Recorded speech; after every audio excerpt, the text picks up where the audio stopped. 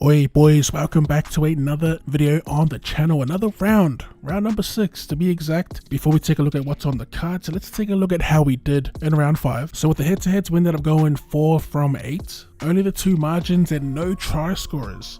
That might be our first time ever. As for the matches, the refs almost costed the Raiders, but in the end they came away with the win, scoring what might be the try of the season so far. The Panthers ended up collecting their 4th loss in a row, which is unheard of and might be signs that the dynasty, the reign if you will, may be coming to an end. We did have the Bunnies in a close win. Trial was denied. Not only was it a close win, but the Bunnies were impressive after losing both halves to pull that one out. The damn Dragons continue to be disappointing, honestly losing games they shouldn't. They lost in Golden Point. Titans got ambushed at home. The Broncos cruised past the Tigers. As for the Storm, bloody Jerome Hughes ended up playing and they ended up pumping them at 4 Pines Park.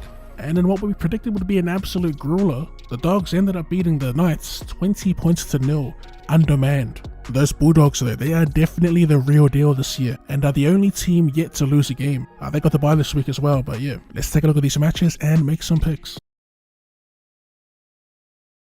So to kick off the round, we have the Dolphins taking on the Panthers at Suncorp Stadium. So for the Finns, they get a boost with the return of Tom Gilbert. He jumps into the back row, Max Plath at lock, and Ray Stone will be unavailable due to suspension. On the side of the Panthers, 2 huge ins with Dylan Edwards back in the 1 jersey, as well as Scott Sorensen in the back row. As for the team's form heading into this, for the Dolphins, they are coming into this match riding their first win of the season, and for the Panthers, they're staring down the barrel of a potential 5th loss in a row. Our pick in this game, look, I will be taking the Panthers. The way the season has gone though, I wouldn't be surprised the Dolphins got up at Suncorp, but yeah, I can't imagine the Panthers lose 5 games in a row, especially with the return of Dylan Edwards. I do think they can scrape out a win. I think the Finns will keep it close at Suncorp, so give me the Panthers 1-12. And to get on the board, I'm going to go with Isaac Tungle, whose combination with Nathan Cleary has paid dividends in the past.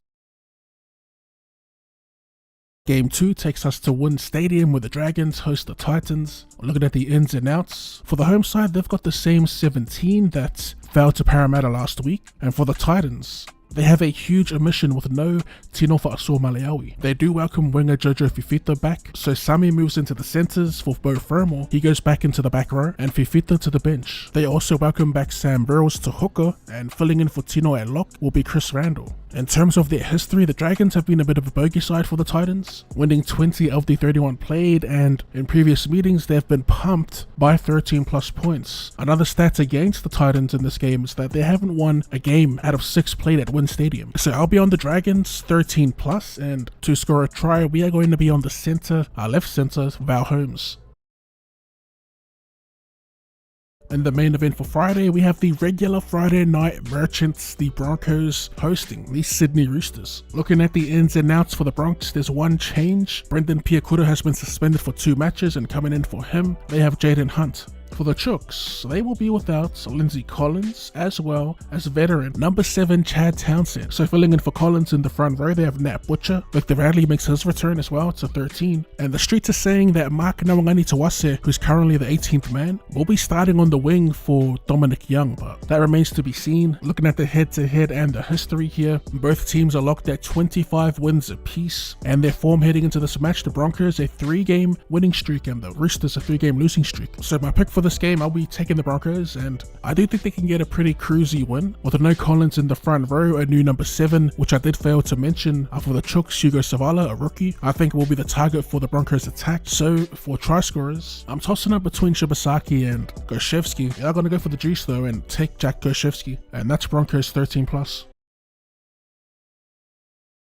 Kicking off Super Saturday, we have the Sharks versus the Sea Eagles. This being played at Optus Stadium, Perth. Okay, so it is a Sharkies home game. And looking at the ins and outs, I'm seeing 2 big names on the ins list for the Sharks. Both Siosifa Talakai and Teague Wilton are back on deck in their respective positions.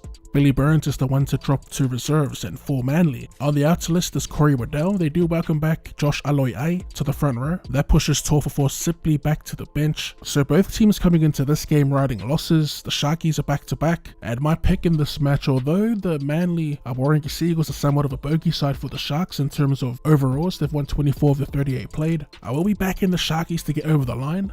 I'll admit the Sharkies have been a little underwhelming for me. It is a bit of a test for both teams to see where they're at this season. I think the Sharks have the better forward pack of the two, so I'll be backing them. And to bag a meat pie will be on back rower, Britain Nikora. That's Sharkies 1-12, by the way.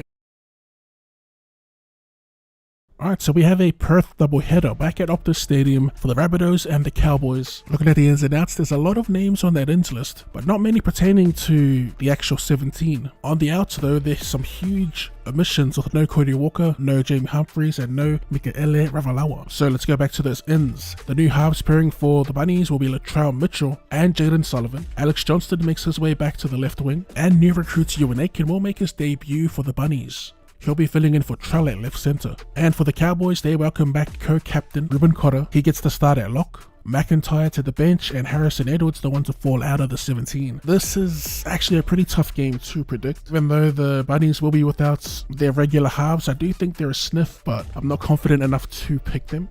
And in saying that, I'm not really convinced with the Cowboys this season either. But I will be backing them in to get a close win, 1-12 points. And looking at the lineup, I do like Tom Dearden's chances of crossing the line. And the final game for Super Saturday will be played out at Darwin TIO Stadium, where the Eels take on the Raiders. Now, looking at the ins and outs, although Zach Lomax is named for Parramatta, he is set to miss this game, and potentially filling in for him will be Bailey Simonson. Young hooker Riley Smith gets the start in the front row, and Charlie Garma will be coming off the pine. Looking at the Raiders, it is the same 17, so let's go ahead and take a look at the stats. First of all, in the head-to-head, the Raiders do have the slight advantage, winning 22 out of 40 played. And for their form heading in, both teams coming in off a win. There isn't really much else to say. What I will say for the Raiders is they've played here twice and they've not collected a win. So Parramatta have that going for them, but my pick here, I will be taking the Raiders. I actually think Parramatta will keep it tight coming off their first win of the season. They've actually been looking pretty decent defensively these past couple games. So yeah, give me the Raiders 1-12, and to score a try, I am spinning the block with Owen Paddy.